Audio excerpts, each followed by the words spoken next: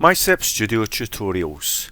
How to create a geometry file which MySep engine can use to properly model separator gas liquid performance within a process simulation.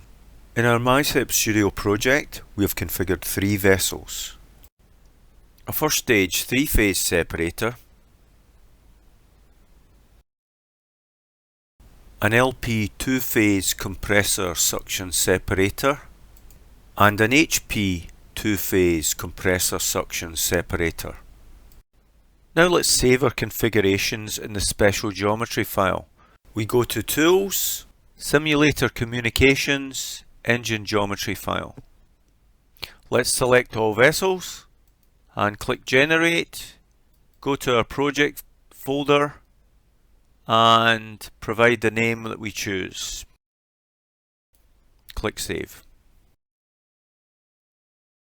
Now, when we are ready, we can add MySep engine to our simulation and access the geometries of our separators.